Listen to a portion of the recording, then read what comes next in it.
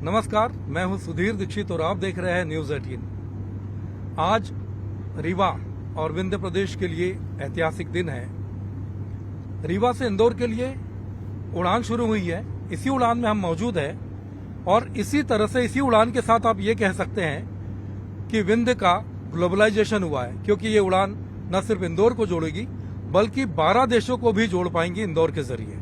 हमारे साथ मध्य प्रदेश के स्वास्थ्य मंत्री और उप मुख्यमंत्री राजेंद्र शुक्ल जी मौजूद है। सर, बहुत बहुत स्वागत है आपका। धन्यवाद सुधीर जी। जैसा कि मैंने कहा कि रीवा का या विंध्य का ग्लोबलाइजेशन हो रहा है, क्योंकि यहाँ से इंदौर की उड़ान शुरू हुई है और इंदौर के जरिए अंतर्राष्ट्रीय डेस्टिनेशन पर भी हम पहुंचेंगे। तो कितना उत्साह और कैसे ये सफर पूरा हुआ? बहुत ये ऐतिहासिक अवसर है, ये वर्षों पुराना सपना है, क्योंकि विंध्य क्षेत्र एक ऐसा इलाका है मध्य प्रदेश का जहाँ पर बहुत पोटेंशियल है, संभावनाएं लंबे समय से रही हैं। सीमेंट हब है, 40 मिलियन टन सीमेंट बनती है, 15,000 मेगावाट के थर्मल पावर प्लांट्स हैं, सोलर प्लांट है, वाटरफॉल्स है। यहाँ पर रिलीजियस टूरिज्म के लिए मैहर में शारदा माई का धाम है, चित्रकूट धाम है। यहाँ पर सब कुछ होने के बावजूद कनेक्टिविटी प्रॉपर न होने के कारण हमारा क्षेत्र विकास की दिशा में उस स्तर तक नहीं पहुंच पाया जहां तक वास्तव में हमें पहुंचना चाहिए था। इसलिए ये सपना था, जब हम लोग कभी इन्वेस्टर समिट करते थे हैदराबाद में, बेंगलोर में, मुंबई में, दिल्ली में, तो वहाँ भी ये बात आती थी कि विंध्य क्षेत्र में एयरपोर्ट न होने के कारण बहुत सी संभावनाएं, बहुत से निवेश जो आ सकते थे वो आ नहीं पाते थे। इसलिए 2014 में पहली बार इसके लिए पत्र लिखा गया था और आज 2025 में न सिर्फ एयरपोर्ट बन गया बल्कि रीवा से दिल्ली फ़्लाइट शुरू हो गई और अब रीवा से इंदौर आज शुभारंभ हुआ है। और हम सब के लिए खुशी की बात है कि इंदौर से आदरणीय कैलाश विजयवर्गीय जी अपने कार्यकर्ताओं के साथ करीब 40 लोगों के साथ इसी फ्लाइट में रीवा आए और हम लोग इसी फ्लाइट से महाकाल दर्शन करने के लिए रीवा के बहुत से कार्यकर्ता जा रहे हैं। तो कुल मिला के विकास का एक द्वार खुलने जैसा एक खुशी की लहर है। जैसा पहले भी होता था कि रीवा से लोग प्रयागराज जाते थे हवाई सेवा के लिए या कहीं अंतर्राष्ट्रीय यात्रा करनी होती थी, तो अब आपको लगता है कि उत्तर प्रदेश को भी इस सेवा का फायदा होगा? जरूर, क्योंकि सिंगरौली से लगभग 100 गाड़ियाँ पर डे जाती थी बनारस, 5 घंटे लगते थे। सिंगरौली से रीवा तो 2.5-3 घंटे का रास्ता है। और इस फ्लाइट से यदि बेंगलोर, बॉम्बे, हैदराबाद, अहमदाबाद, जयपुर, पुणे, कलकत्ता, चेन्नई सभी जगह की कनेक्टिविटी मिल रही है, तो मुझे लगता है कि अब लोगों को बड़ी सुविधा से रीवा आके और फ्लाइट मिलेगी और वो अपना काम कर पाएंगे। जैसे कि फ्लाइट से न सिर्फ लोग इंदौर जा रहे हैं या दिल्ली जा रहे हैं बल्कि मुंबई समेत अहमदाबाद या और राज्यों से भी जुड़ेंगे और अंतर्राष्ट्रीय स्तर पर भी लोग जुड़ेंगे। लेकिन आपको लगता है कि इनके जरिए विंध्य का विकास की और भी गुंजाइश है, कुछ रोजगार के मौके बढ़ेंगे? स्वाभाविक है, क्योंकि जब आना जाना आसान होगा तो यहाँ पर जो संभावनाएं हैं, यहाँ वाइल्ड लाइफ है, यहाँ पर वाटरफॉल्स है, तो टूरिज्म का तो यहाँ पर इतना पोटेंशियल है कि आने जाने की सुविधा न होने के कारण जो पोटेंशियल है उसका पूरा फ़ायदा हमारे क्षेत्र को मिल नहीं रहा था। और इन्वेस्टमेंट के लिए भी हमारे यहाँ पर्याप्त ज़मीन है, बिजली है, पानी है, मिनरल्स हैं।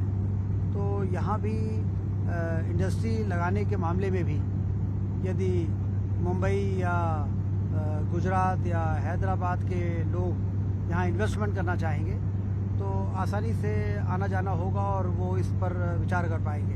तो कुल मिला के मुझे याद है, मैं इंडस्ट्री मिनिस्टर था और रोड शोज़ करने के लिए विदेश में भी और देश के महानगरों में भी जाता था मुख्यमंत्री जी के साथ। और मैं जब कहता था कि मध्य प्रदेश आइए, तो मध्य प्रदेश मंच से कहता था मध्य प्रदेश आइए, फिर 1 to 1 में मैं कहता था कि विंध्य क्षेत्र में आइए, तो वो लोग मुझसे पूछते थे एयरपोर्ट है क्या वहाँ, तो मैं निरुत्तर हो जाता था। तो अब हम कहेंगे कि एयरपोर्ट भी है हमारे यहाँ और आइए, आसानी से पहुँचना होगा और हमारे यहाँ निवेश करिए। तो चाहे वो औद्योगिक क्रांति की बात हो, चाहे वो पर्यटन की क्रांति की बात हो, दोनों क्रांतियों के लिए अब मार्ग प्रशस्त हो गया है इस फ्लाइट के शुरू होने से, क्योंकि इंडिगो एक ऐसी एयरलाइन है जिसका नेटवर्क पूरे देश के साथ साथ विदेश तक है। हमारे यहाँ के जो नौजवान बच्चे हैदराबाद या बेंगलोर या मुंबई में हैं या विदेशों में भी हैं, तो बड़े खुश हैं कि अब हम फ्लाइट से सीधे रीवा लैंड कर पाएंगे। तो कुल मिला के कुछ काम होते हैं जो बड़े काम होते हैं, कुछ काम 100 काम के बराबर होते हैं, लेकिन आज के ये जो काम हुआ है 1000 काम के बराबर है। जैसे कि अभी आपने बात की कि इन्वेस्टर समिट में जब आप जाते थे तो आप लोगों को रीवा बुलाते थे, इसी का एक पड़ाव रहा कि regional investor summit Madhya Pradesh में अलग अलग संभागीय स्तर पर या अलग अलग जिलों में हुई है, उसका कुछ असर देखने को मिल रहा है, उसका कुछ असर हुआ है कि हम विंध्य क्षेत्रों के अलग अलग लोकल लेवल पर जो डेवलपमेंट होना चाहिए उसमें कोई असर आप देखते हैं इसका? देखिए, विंध्य क्षेत्र में जो मिनरल सीमेंट बनाने के या कोयले से बिजली बनाने का है वो तो नेचुरल इन्वेस्टमेंट है, वो आता ही है जी। लेकिन कुछ इन्वेस्टमेंट इस आधार पर होते हैं कि यदि ज़मीन है, बिजली है, पानी है, उसके साथ साथ यदि एयरपोर्ट है तो वो इन्वेस्टमेंट को लाना फिर आसान हो जाता है। तो रीजनल इंडस्ट्री कॉन्क्लेव में कई प्रकार के प्रस्ताव आए थे, फूड पार्क बनाने के, IT पार्क हम बना ही रहे हैं, तो उसमें एयरपोर्ट एक बहुत बड़ी ज़रूरत थी। हम लोगों ने उनको आश्वस्त किया था कि हमारे यहाँ एयरपोर्ट आ रहा है, एयरलाइंस भी शुरू होगी, अब हम उनको ज़्यादा मजबूती के साथ खींच पाएंगे इस क्षेत्र में निवेश के लिए। हवाई पर्यटन को लेकर अक्सर बात होती है और मध्य प्रदेश में अपार संभावना है, कई नेशनल पार्क है जिनके ऊपर से पर्यटक सेवा भी शुरू की गई है, लेकिन हवाई पर्यटन मध्य प्रदेश के लिहाज से देखें या विंध्य के लिहाज से देखें, कितनी संभावना है आप हवाई पर्यटन की देखते हैं? नहीं, हमारे यहाँ बांधवगढ़ टाइगर रिजर्व है, संजय गांधी टाइगर रिजर्व है, पन्ना टाइगर रिजर्व है, मुकुंदपुर में शायद वाइट टाइगर सफारी दुनिया में अकेला है, और सफ़ेद शेर हमारे यहाँ से ही दुनिया में गए हैं और हमारे यहाँ पहले नहीं था, लेकिन अब वो बहुत ही अच्छा विश्व स्तरीय सफारी बन के तैयार हुआ है। तो ये जो PM वायुश्री पर्यटन योजना शुरू हुई है, मुख्यमंत्री जी इसके लिए बधाई के पात्र हैं, और अब हेलीकॉप्टर सेवा भी शुरू हो गई है, तो लोग आसानी से चित्रकूट और मैहर और बांधवगढ़ और अभी सरसी में एक आइलैंड डेवलप हुआ है, जैसे इंदिरा सागर में हनुमंतिया टापू का विकास हुआ, वैसे ही बाणसागर के रिजर्वायर में सरसी टापू का विकास हुआ है। तो वहाँ पर आप जाइए, रात में रुकेंगे तो आपको सुबह जब आप खिड़की से बाहर देखेंगे तो लगेगा कि जैसे हम मालदीव्स में हैं। इस प्रकार का नज़ारा जो है, विंध्य क्षेत्र प्राकृतिक खूबसूरती से भरा हुआ है और उन क्षेत्रों को हम लोग लगातार डेवलप कर रहे हैं। अब कनेक्टिविटी की भी सर्विस हो गई है, सेवा हो गई है, तो एक टूरिज्म रिवोल्यूशन जिसको कहते हैं वो हमारे क्षेत्र में आने के लिए बहुत आसान होगा। जैसे हमने टूरिज्म की बात की, तो इसी में चूंकि मध्य प्रदेश के स्वास्थ्य मंत्री की जिम्मेदारी भी आपके पास है, तो हेल्थ टूरिज्म जो है पूरे देश में एक बड़े पैमाने पर उभरता सेक्टर भी है, इलाज की सुविधाएं जगह जगह पर बहुत सारी हैं, तो क्या आपको लगता है कि हेल्थ टूरिज्म की संभावना भी बनती है? जैसे कि एयर एम्बुलेंस की सर्विस शुरू की गई है सरकार की तरफ से, तो इसको आप कितना प्रभावी मानते हैं? नहीं, इस पर हम लोग को जाना होगा। केंद्र सरकार ने इसके लिए नीति भी बनाई है और मेडी सिटी जैसा परिकल्पना को लेकर उज्जैन में एक मेडिकल कॉलेज और हॉस्पिटल का काम शुरू भी हुआ है। आने वाले दिनों में हम बड़े कोई इस प्रकार से एरिया देख के, क्योंकि मेट्रोपॉलिटन सिटी का जो कॉन्सेप्ट शुरू हुआ है मध्य प्रदेश में, उसमें अब हमें पास ज़मीन की उपलब्धता बढ़ जाएगी, क्योंकि यदि हम मेडिकल टूरिज्म और मेडी सिटी बनाना चाहते हैं तो हमें पर्याप्त ज़मीन की आवश्यकता होगी। तो इस दिशा में जब लोगों को लगेगा कि हम किसी ऐसे जगह पर जाएं जहां पर कई हमारे पास ऑप्शन हो, कई प्रकार के हॉस्पिटल्स हो, डायग्नोस्टिक की सारी सुविधा हो, और एक ही जगह पे हर प्रकार की गंभीर से गंभीर बीमारी के इलाज की व्यवस्था यदि होती है तो फिर मेडिकल टूरिज़्म को बढ़ाना हमारे लिए आसान होगा। तो इसके लिए बड़ा चंक जो लैंड का ज़रूरी है वो हम लोग उसको देख रहे हैं, और जब ये मेट्रोपॉलिटन वाला कॉन्सेप्ट आ रहा है तो स्वाभाविक है कि हमारे पास ज़मीन की उपलब्धता रहेगी और हम उस पर आगे बढ़ पाएंगे। जब हम विकास की बात करते हैं तो शहरों का विकास तो हो जाता है, खासतौर पर स्वास्थ्य की अगर हम बात करें या शिक्षा की हम बात करते हैं तो शहरों का विकास तो हो जाता है, लेकिन गांवों में हमेशा पिछड़ापन मिलता है इस चीजों को लेकर। तो इसको लेकर कोई प्लान है सरकार के पास कि हम गांवों को इन योजनाओं का कैसे फायदा पहुंचाएं? देखिए, हमारी सरकार जब से आई है, अटल जी जब प्रधानमंत्री थे तो प्रधानमंत्री ग्राम सड़क योजना शुरू हुई।